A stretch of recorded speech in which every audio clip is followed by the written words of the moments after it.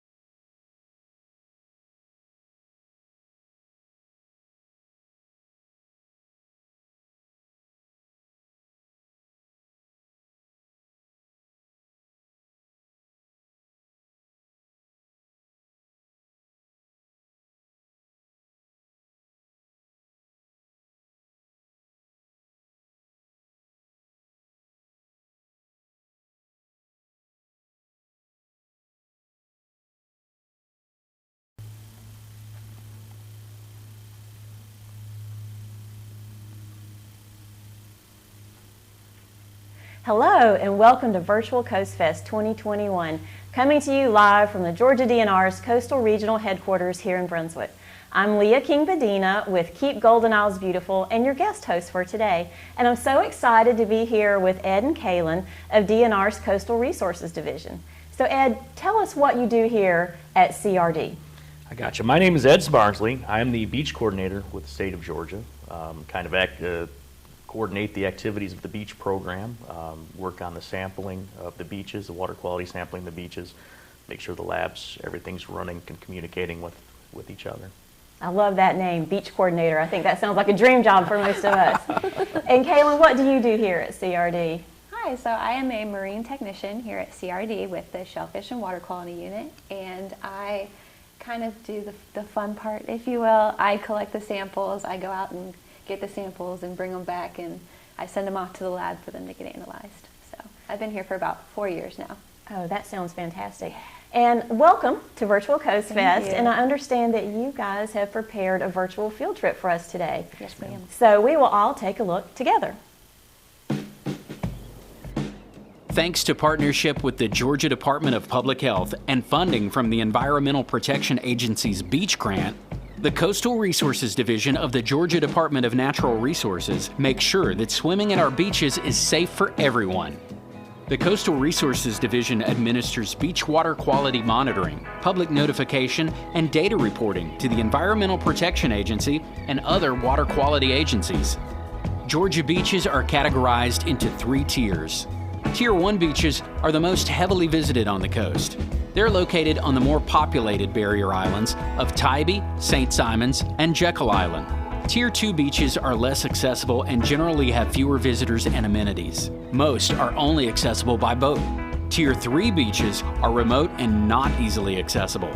They generally have almost no potential pollution sources apart from wildlife. Advisory zones have been set for each Tier 1 and Tier 2 beach. Beaches are monitored on a predetermined weekly, bi-weekly, or monthly schedule depending on time of the year. Beaches under a permanent swimming advisory are sampled quarterly. When elevated bacteria levels are detected at a sampling location in Tier 1 or 2, a swimming advisory is issued for the associated zone.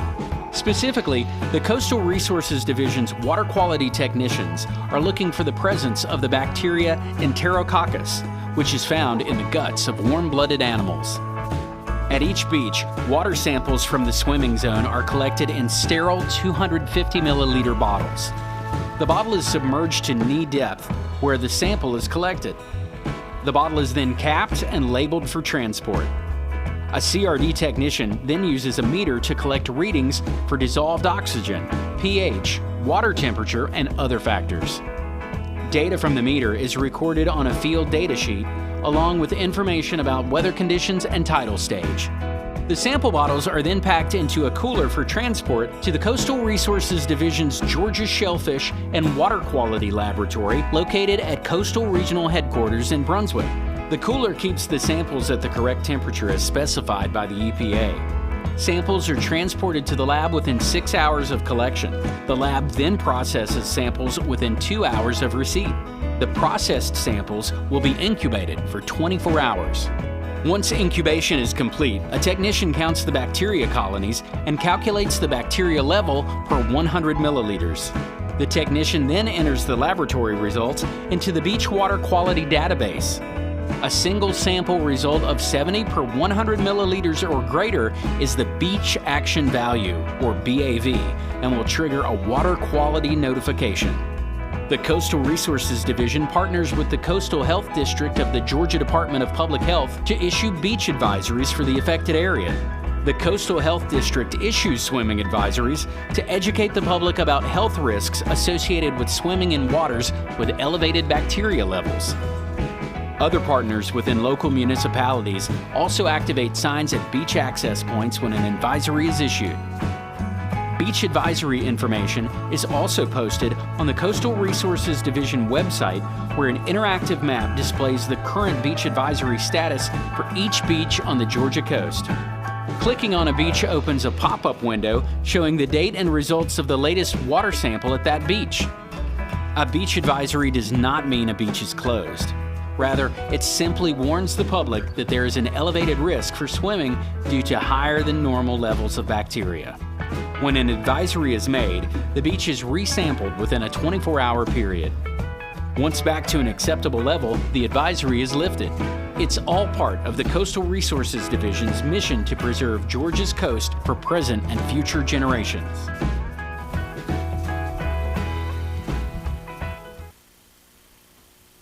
What a great video. And as a quick reminder, you can participate in Virtual CoastFest by submitting questions via Facebook and YouTube. So let's get those questions coming in. And in the meantime, we have a couple of questions to ask. So I will start out by asking, what is the testing meter and how does it work?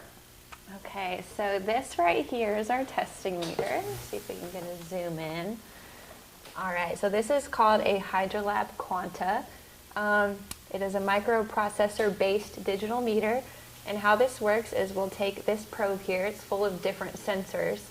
We'll stick it in our water zone where we're getting our sample, and it will collect data such as dissolved oxygen, conductivity, temperature, salinity, what was that last one?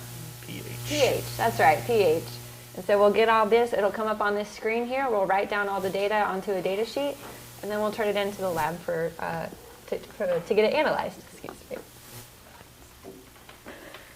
I love that you have this equipment that's exactly what you need for your job. So now we know all about the meter. What causes the most pollution that you monitor in our tidal waters? So we sample for the bacteria Enterococcus. It's found in all warm-blooded animals. Our test does not allow us to, I guess, determine which animal, if it's coming from humans, or if it's coming from wildlife. Deer, perhaps? Deer, yes ma'am, that's it, dolphins, deer, manatees, Seabirds, birds. yeah. That's it. Yeah. Why do some of the beaches we have permanent advisories? So the proximity maybe to a pollution area, or not a pollution area, but an area that has more runoff, more Enterococcus. Like I said, the one of our tier 1 beaches on the south side of Jekyll is right near a bird rookery. So that kind of just makes that area always test a little higher than we would like to have, for safe water. So we have it under permanent advisory. Yeah, they kind of create this constantly high trend, so we usually haven't seen it gone down. So every time it's high, we're just assuming it's going to stay that way, so we put it on a permanent advisory. And since you guys are paying attention and monitoring your data through the years, you can tell which ones tend to stay on the high side, and Yes, that makes sense. Great. Can anything cause a false reading when you're using the equipment and going through this whole process? It is possible to have false readings, but due to our stringent standards of procedure, we eliminate those. Dipping at the same location, maintaining a clean lab, using bottles that are sterilized, all of those prevent false readings. So while it's a possibility, you follow such strict protocol, you do everything you can to prevent that from happening. Yes, ma'am. All part of the scientific process. Exactly.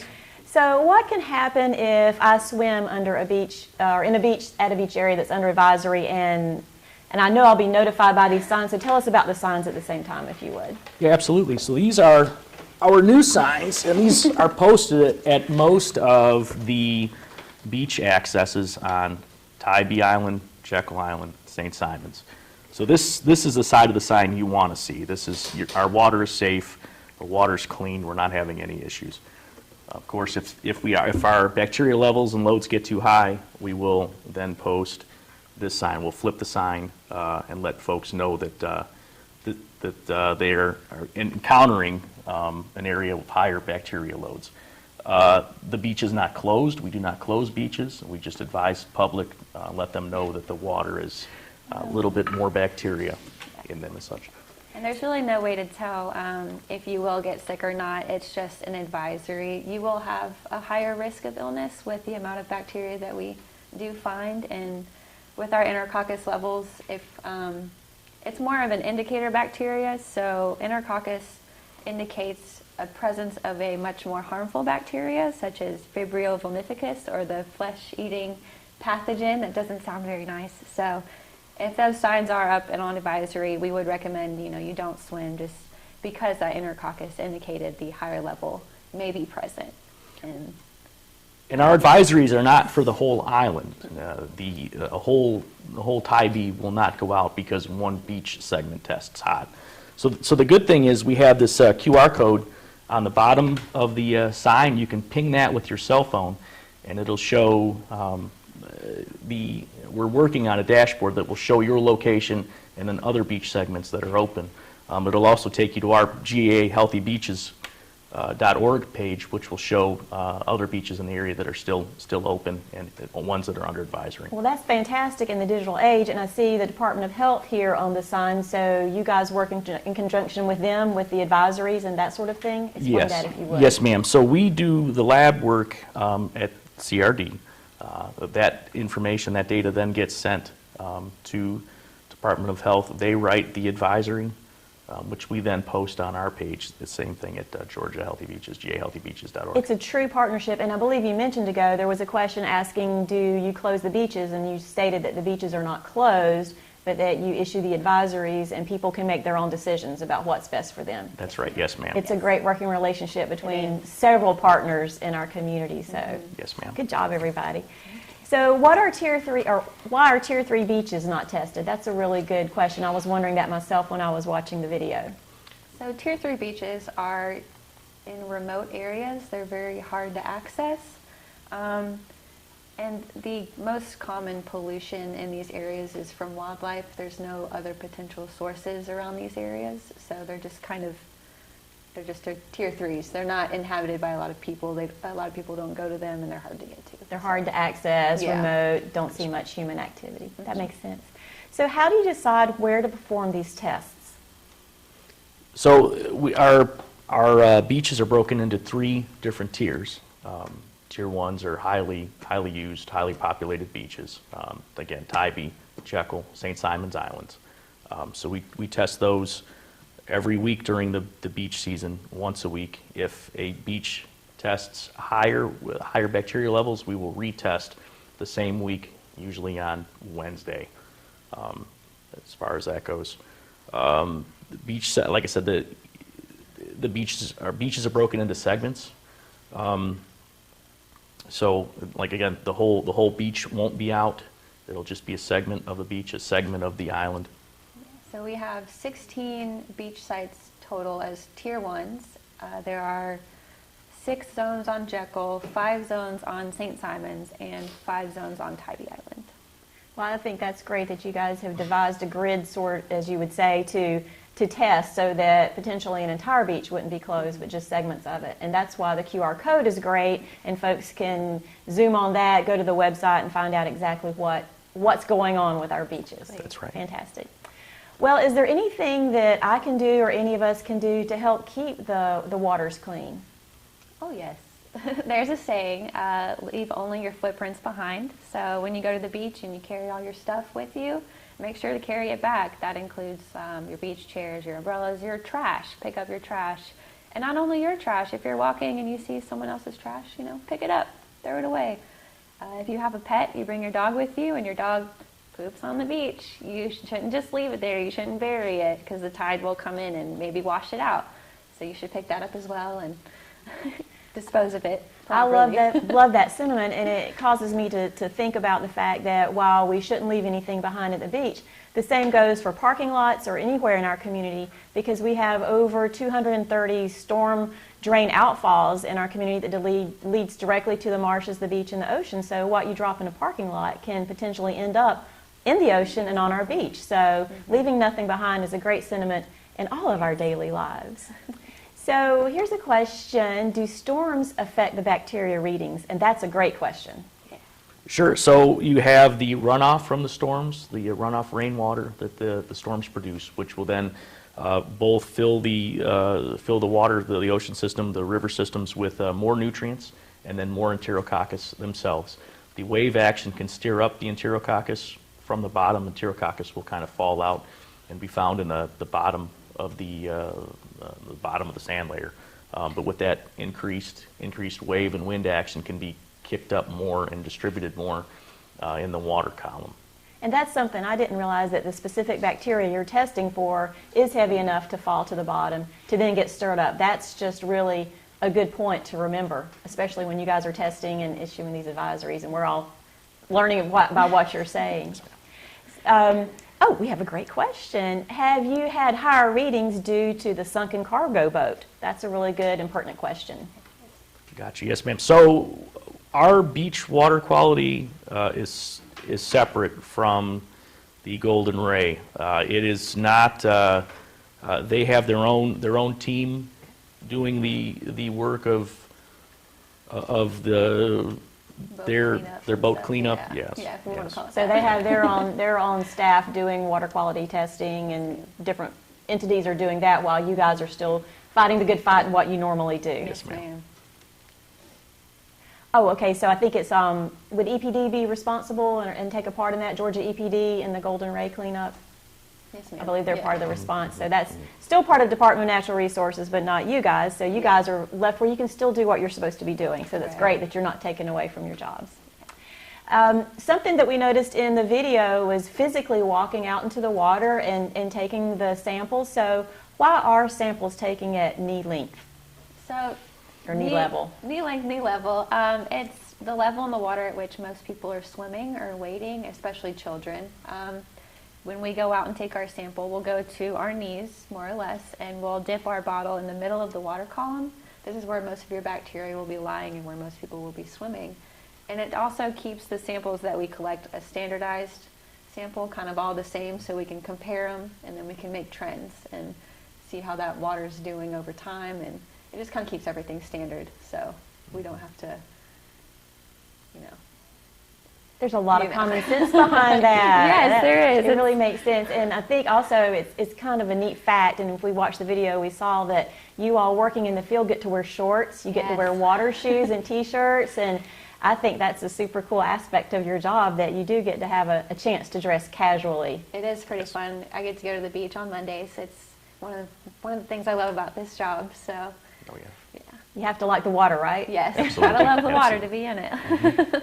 Well, let me ask you guys this. We learned what you do here at Coastal Resources Division, but how did you get started in this field? What's your backgrounds? So I love being outside. I love being outdoors. Love hunting. Love fishing. When I was told I had to get a job, I decided I was lucky to find a good one. I knew when I was young I didn't want to wear a suit. I wanted to be more comfortable at work. I watched Dad get dressed up in a suit every day. I said, that's not for me. Right. So part of that, like I said, the hunting and the fishing background, and then caring about the environment. There's definitely that aspect of it. I mean, I don't think any of us would work here if we didn't have, deeper care. Well, it sounds like you found the perfect job for you. Absolutely, yes, ma'am. And then tell us about you. How did you get here? What's your background? Well, my interests are kind of the same across the board. Being outdoors is just something I really love to do.